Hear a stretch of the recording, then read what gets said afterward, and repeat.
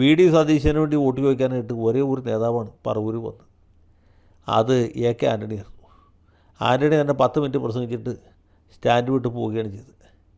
അതിൻ്റെ ആവശ്യമുള്ളൂ. വി.ഡി. സതീശനെ പറവൂർക്കാർക്കറിയാം, പറവൂർക്കാരെ വി.ഡി. സതീശനും അറിയാം. പിന്നെ പുറമേ നിന്ന് ആളെ കൊണ്ടുവന്നിട്ട് എന്താ കാര്യമുള്ളത്? സിദ്ധരാമയ്യ വന്ന് പ്രസംഗിച്ചാൽ പറവൂരെ വോട്ടർമാർക്ക് സതീശനെക്കുറിച്ചുള്ള ബഹുമാനം കൂടുമോ? അതല്ല, ഇനി ദിഗ്വിജയ് സിംഗ് വന്ന് പ്രസംഗിച്ചിട്ട് വല്ല കാര്യമുണ്ടോ? രാഹുൽ ഗാന്ധി പ്രസംഗിച്ചാൽ കിട്ടുമോ? ഒരു വിശേഷവുമില്ല. അതുകൊണ്ട് ഇങ്ങനെയുള്ള കെട്ടുകാഴ്ചകളൊക്കെ അതാത് സ്ഥലത്ത് തന്നെ വെക്കുന്നതാണ് നല്ലത്.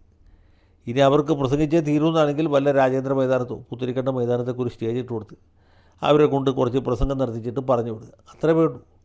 അല്ലാണ്ട് ഈ ഗ്രാമാന്തരങ്ങളിലൊക്കെ പോയിട്ട് ഇതുപോലെയുള്ള കെട്ടുകാഴ്ചകൾ പ്രസംഗിച്ചാൽ വിപരീത ഫലമേ ഉണ്ടാവുകയുള്ളൂ. അപ്പോൾ കോൺഗ്രസ്സുകാർക്ക് ഇത് എത്ര പറഞ്ഞാലും മനസ്സിലാവുകയില്ല.